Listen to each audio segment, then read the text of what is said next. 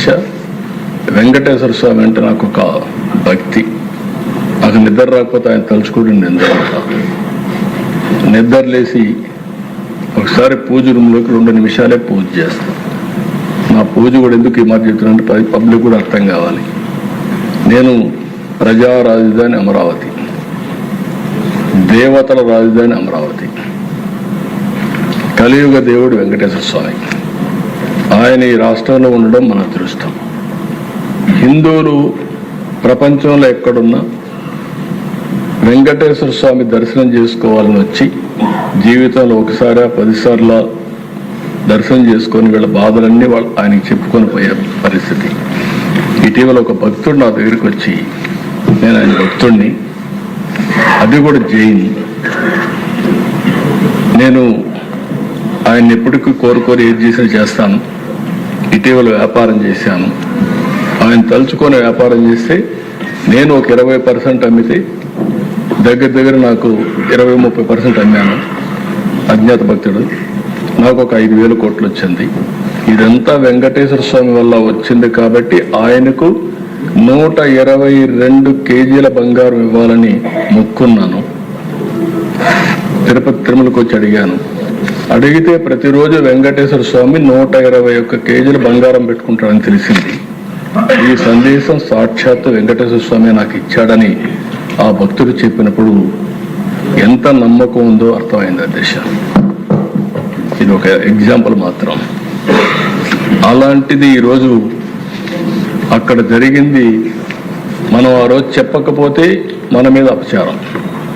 రేపు ఏదైనా జరిగిందనుకోండి, మీరు ఎందుకు చెప్పలేదని చెప్పితే తిరిగి ఏ విధంగా వీళ్ళు ఆ అపవిత్రతను ఇంకా ఎక్కువ చేయడం కోసం ముందుకు తీసుకుపోవడం, ఇవన్నీ చేసే పరిస్థితికి వచ్చే అధ్యక్ష.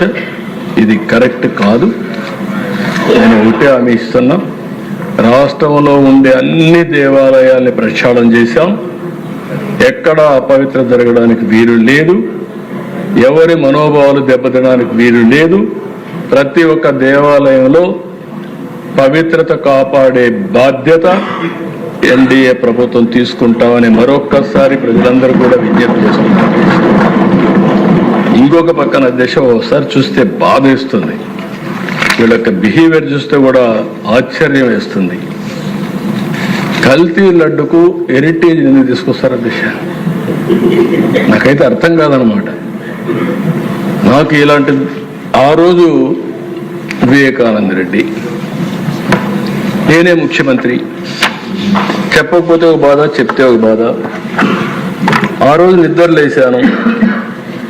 మా వాళ్ళు ఇక్కడే ఉన్నారు, ఐజీలు ఉంటారు, మాకంతా సపోర్ట్తో డీజీలు ఉంటారు, అందరూ ఉంటారు. సాక్షి పేపర్లోనే వచ్చింది, నేను చెప్పాను ఈ హౌస్లోని. సాక్షిలో వచ్చి గుండెపోటుతో చనిపోయాడు. అక్కడి నుంచి నాటకాలు.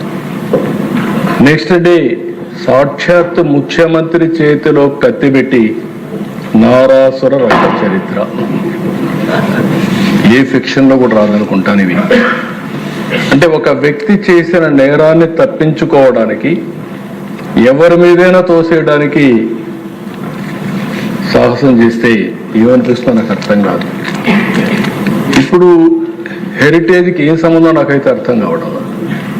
వాళ్ళు ఎప్పటికప్పుడు ఇస్తున్నారు.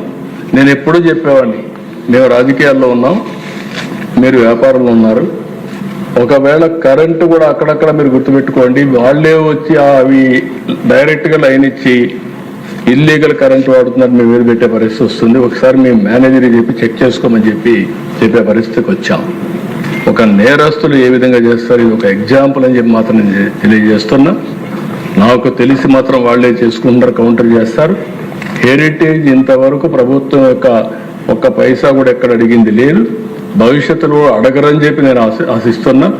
అది ఒక ఫ్యామిలీ బిజినెస్ కింద, లైవ్లీహుడ్ కింద వాళ్ళు ఒక ప్రొఫెషనల్ మేనేజ్మెంట్ చేసుకుంటున్నారు తప్ప బాధ కలిగి నేను చెప్పాలనుకుంటున్నా. దానికి ఒక పేపర్ ఉందని హెడ్లైన్స్లు ఇదే పెట్టే పరిస్థితి వస్తున్నారు.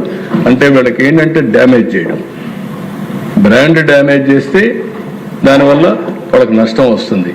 నేను రాయలసీమలో ఒకప్పుడు చూసేవాడిని, వేద్యాలు ఆ సంస్కృతి కూడా తీసుకొచ్చింది, ఎలాంటి వాళ్ళే తీసుకొచ్చారు. మనుషులు కొట్లాడుకుంటే దెబ్బలు తగులుతాయి, మళ్ళా రికవర్ అవుతారు. వాళ్ళు పండించే పండ్ల తోటలు 10 ఏళ్ళు 8 ఏళ్ళు బాగా పంట వచ్చే ఆరెంజ్ చీనీ గార్డులు నరికేసేవాడు, చీనీ చెట్లు నరికేసేవాడు. ఆ చీనీ చెట్లు నరికేస్తే ఇంకా వాళ్ళు పతనం అయిపోతారు ఆర్థికంగా. అలాంటి దౌర్జన్యాలు చేసేవారు. అవన్నీ కంట్రోల్ చేశాం. ఇలాంటి పనిచేసే పరిస్థితికి వచ్చారు. ఇది కూడా నేను చాలా తీవ్రంగా ఖండిస్తున్నానని చెప్పి తెలియజేసుకుంటూ, అల్టిమేట్గా అధ్యక్ష నేను ఒకటే ఇక్కడ కోరుతున్నా వాళ్ళందరినీ, ఒక 10 ప్రిన్సిపల్స్తో ఈ ప్రభుత్వం ముందుకు పోతున్నాం. పేదరికం లేని సమాజం, ఉద్యోగ